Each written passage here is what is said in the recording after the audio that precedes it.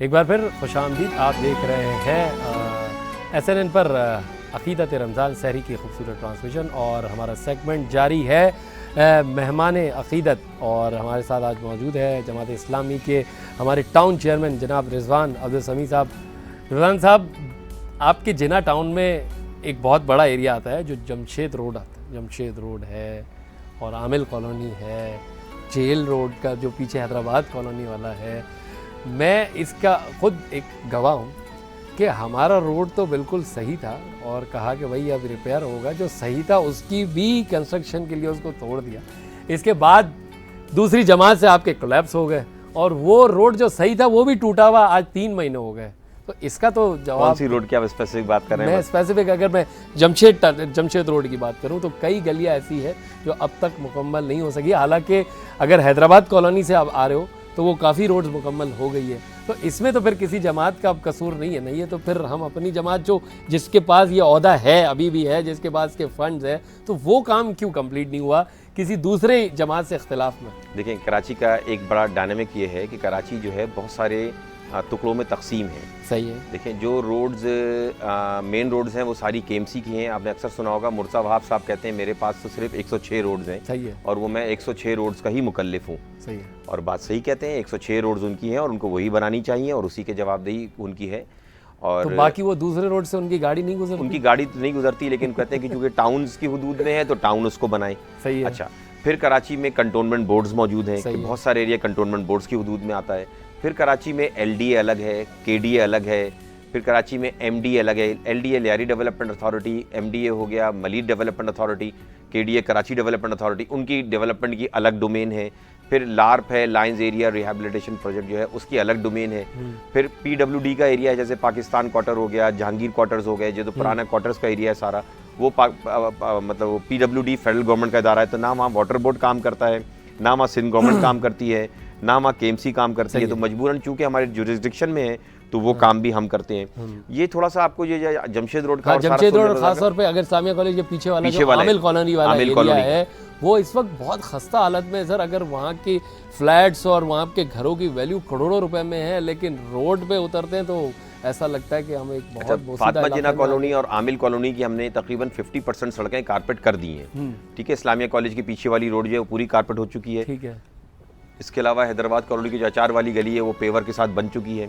इसके साथ मुस्लिमाबाद की जो अगर बिल्कुल आप अपने रोड के ऑफिस के सामने कश्मीर रोड के साथ मुस्लिमाबाद की रोड है जो कि बहुत बुरी हालत में थी वाटर बोर्ड के कैंडूट की लीकेज की वजह से, वो पूरी कारपेट हो चुकी है, जिसपे KDA का ऑफिसर्स क्लब भी है। सर जो काम हुआ है वो तो उसके तो हम गवाह है हुआ है, लेकिन काम रुक क्यों गया? काम रुक इसलिए गया कि हमारे पास जो है सुई गैस का रिहेबिलिटेशन का प्रोजेक्ट आया जिसमें गार्डन ईस्ट और गार्डन वेस्ट से लेकर यानी कि जू से लेकर PIB तक जितना एरिया है, जिसमें garden east, garden west, Nishtar park, Khurasan का area, Lasbela, Albela, Fatima Jinnah, Muslimabad, cosmopolitan, Jamshed road, Hyderabad colony, Teen Hatti, Martin quarter, आपका garden Martin quarter, Jahangir quarters, PIB, Teen Hatti, ये सारा का सारा जो है इंच सुई गैस ने पूरा नया सिस्टम डाला है। इसकी वजह से सारी गलियां जो है हमको असर नौ बनानी पड़ रही हैं। बिल्कुल। इतना बड़ा एरिया असर नौ बनाने में बहरहाल इसमें टाइम तो लगता है और सुई गैस ने अपना काम खत्म किया है नवंबर 2025 में।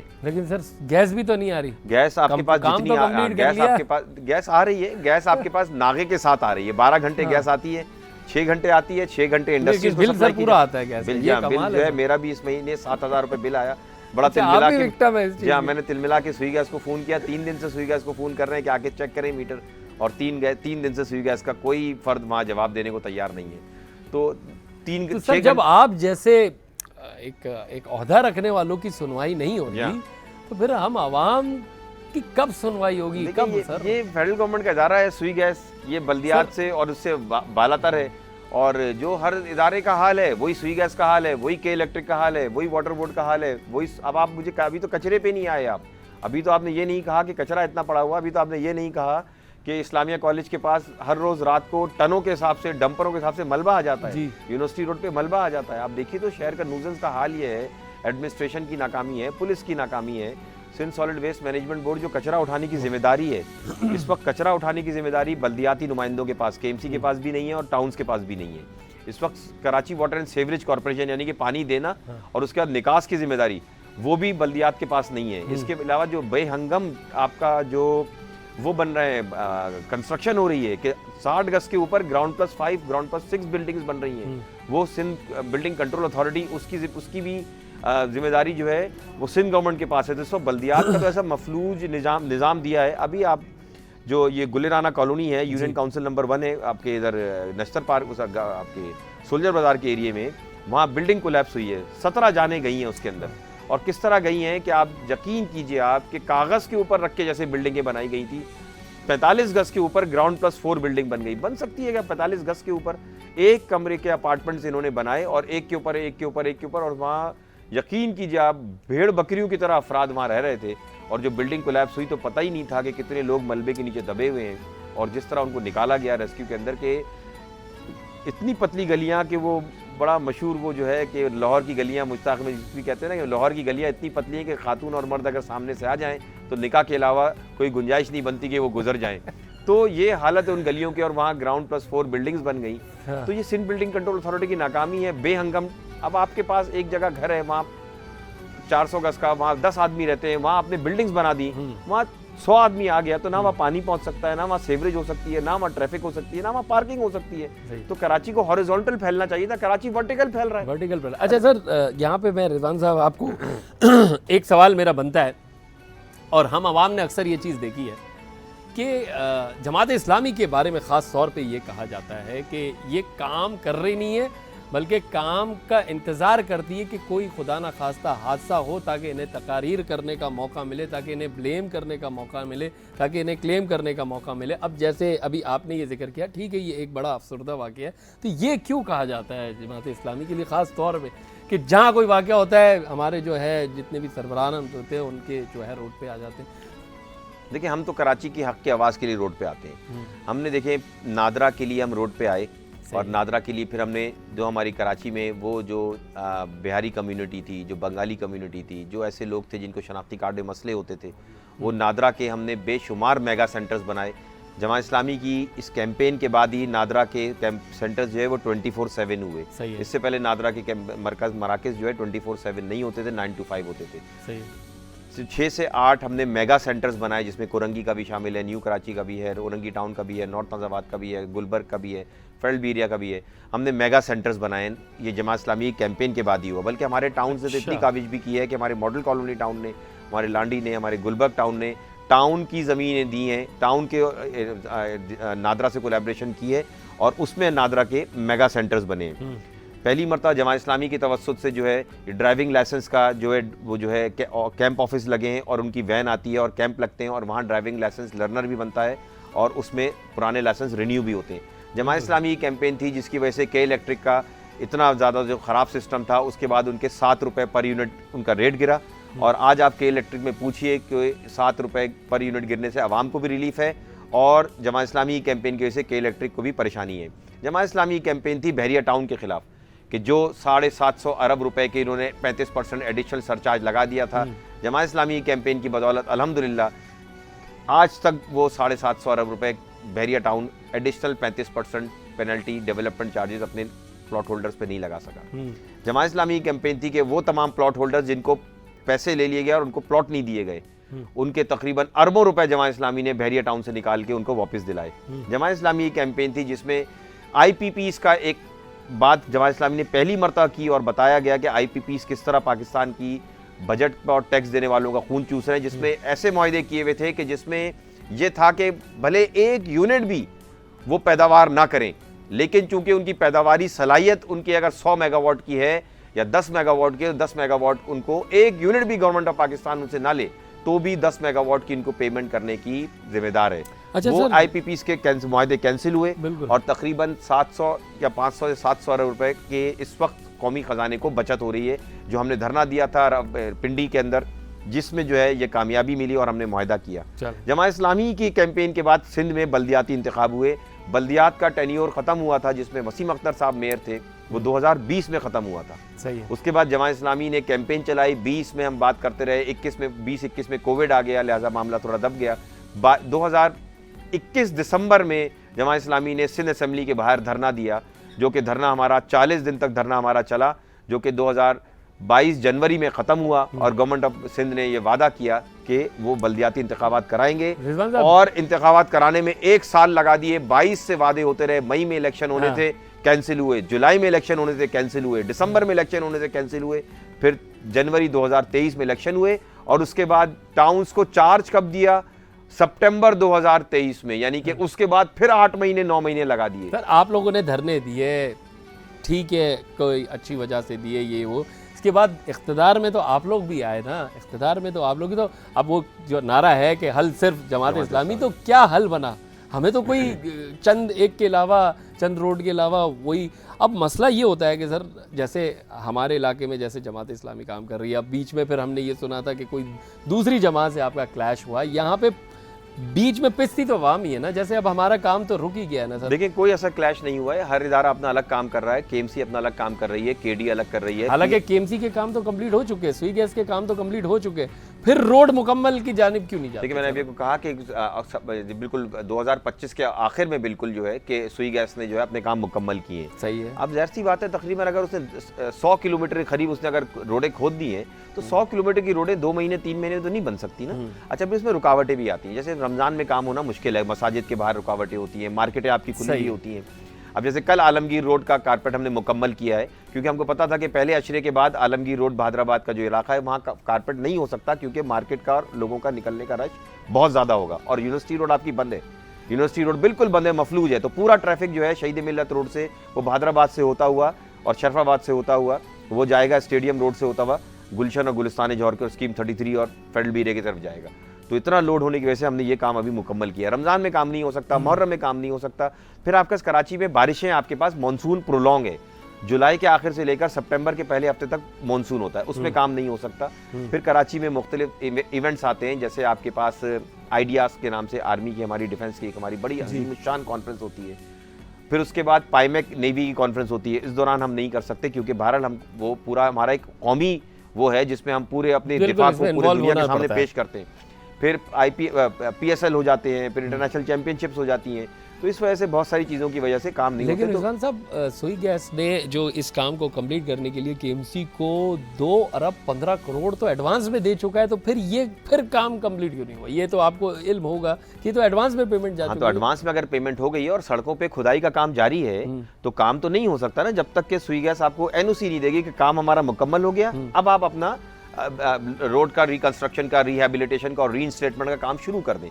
तो जब आपके पास उन्होंने NOC देनी है तभी काम शुरू होगा। और सुई गैस की जो हमारे पास जिना टाउन की हदूद में बात करूं अगर मैं, तो हमारे पास 2 स्कीम्स थी, एक जमशेद 3 स्कीम्स थी, एक जमशेद क्वार्टर की, एक सोल्जर बाजार की और एक PIB की।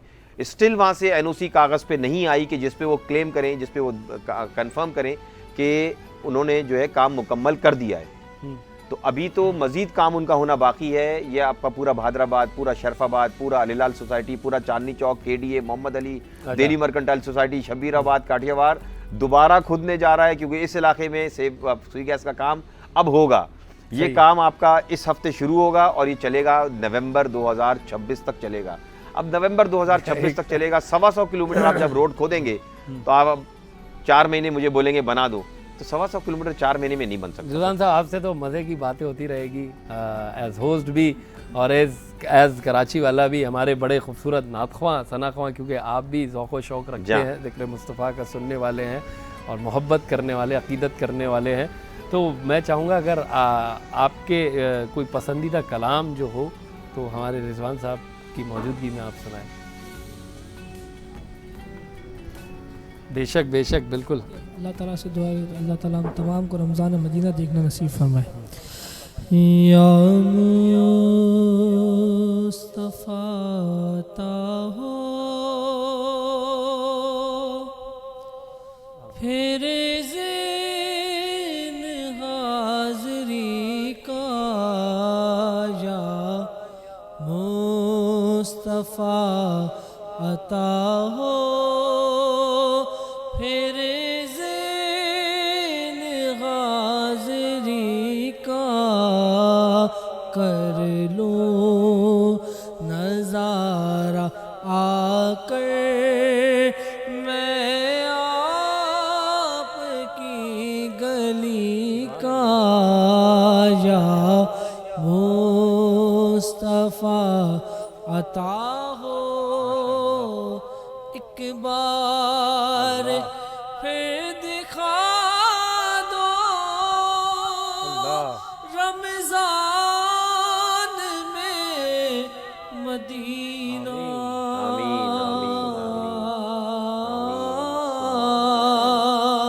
एक बार फिर दिखा दो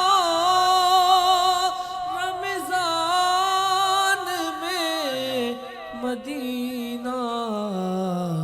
कर लो नजारा आकर बेशक बना लो आका मेहमान दो गरी का जाम।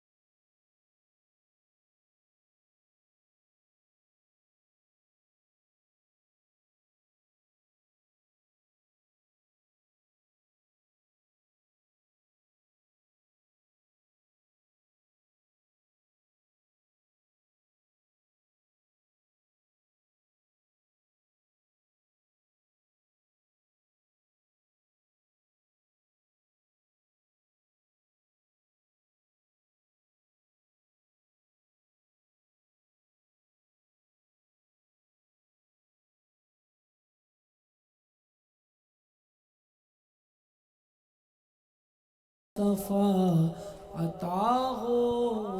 माशाअल्लाह, सुभान अल्लाह, आपने तो मदीना पहुँचा दिया हसन भाई, माशाअल्लाह, क्या कलाम करा। क्योंकि वक्त की कमी है रिजवान साहब, हम तो आपसे बहुत सारी बातें करना चाहते हैं। अगर जाते में मैं आपसे खाली ये कहूँ कि जो जमात इस्लामी का नारा है, सिर्फ अब एक ही हल है जमात इस्लामी, ये नारे को अगर आपने शॉर्टली डिफाइन करना हो तो क्या कहेंगे? देखिए, इस नारे का पस मंज़र ये है कि पार्क्स अगर आप देखना चाहें जमात इस्लामी के टाउन्स में तो आप वो विज़िट करें, और बाकी जो जमात इस्लामी के जहाँ टाउन चेयरमैन नहीं है वो विज़िट करें। आपको खुद अंदाज़ा हो जाएगा, आपको फ़र्क नज़र आएगा। शाहराहें जो जमात इस्लामी के टाउन्स के अंदर हैं वो विज़िट करें, आपको खुद अंदाज़ा हो जाएगा। स्ट्रीट लाइट्स आप जमात इस्लामी के टाउन्स में जमात इस्लामी के आने से पहले और जमात इस्लामी के आने के बाद आप विज़िट करें, आपको खुद अंदाज़ा हो जाएगा। 17,000 पॉइंट्स बिजली के, जो स्ट्रीट लाइट्स के पॉइंट्स थे, वो हमको बंद मिले थे। 23,000 बिजली के पॉइंट्स हैं, स्टैट्स हमारे पास हैं। 23,000 बिजली के पॉइंट्स थे जो मुझे जिना टाउन के अंदर मिले थे। उसमें से 17,000 पॉइंट्स बनते। आप सोचिए, आप 17,000 पॉइंट्स आप जिस भी स्पीड से, आप जो बोलते हैं ना शहबाज स्पीड, वो या अब बड़ा मशहूर है मरियम स्पीड, किसी भी स्पीड से आप चले जाएं, 17,000 पॉइंट्स आप एक दिन में तो नहीं खोल सकते ना। लेकिन मैं आपको दावे से बोलता हूं कि आप जमात इस्लामी के टाउन्स में आप मेन रोड्स पे चले जाएं, आप चलें मेरे साथ, मैं अभी भी दिखाता हूं। आलमगीर रोड आप विजिट करें, आप सिराजुद्दौला रोड विजिट करें, आप हैदर अली रोड विजिट करें, आप जमालुद्दीन अफगानी रोड विजिट करें, आप PIB की रोड विजिट करें, आप गार्डन ईस्ट की रोड्स विजिट करें, आप जो है गाजी सलाउद्दीन रोड विजिट करें, आप टीपू सुल्तान रोड विजिट करें, आप जौहर रोड विजिट करें। जिस तरह ये बिल्कुल बारौनक महफिल सजी हुई और कुमकुमे जल रहे हैं, ऐसे आपको सड़कों के ऊपर कुमकुमे और रौनक नजर ना आए तो मैं आपका सजावार और मैं आपका टाउन चेयरमैन आपके सामने जवाब बस मैं यही कहूँगा रिजवान भाई, ये तो वो जगह है जहाँ पे काम हो गया। लेकिन बस आपकी जमात से हमारी ये रिक्वेस्ट है कि आपको अल्लाह ताला ने एक इख्तियार दिया है और अभी आपके पास वक्त है। जिन इलाकों में अभी तक नजर सानी नहीं हुई और लोग परेशान हैं, तो बस उसमें भी नजर सानी करें। और हमारी तो दुआ यही है कि आप समेत जो भी कराची में रहे और पाकिस्तान में रहे, बस पाकिस्तान के लिए अच्छा सोचे। रिजवान साहब, आपका बहुत शुक्रिया आने का। तोहफ़ा देना सुन्नत भी है, ये अबू हाशिर परफ्यूम्स की तरफ से आपके लिए एक तोहफ़ा नज़र कर रहे हैं और खुशबू है और खुशबू लगाएंगे। और हमारी दुआ है कि जमात इस्लामी अब कराची में भी ऐसी खुशबू फैलाए। बहुत शुक्रिया आपका आने का। नाजरीन, वक्त हुआ एक छोटे से ब्रेक का, और ब्रेक के बाद वापस जब हम आएंगे तो हमारा और आपका पसंदीदा सेगमेंट होगा प्यारे नबी की प्यारी बातें। देखते रहिए SN पर खूबसूरत सहरी ट्रांसमिशन अकीदत रमज़ान। मिलते हैं आपसे एक छोटे से वक्फे के बाद।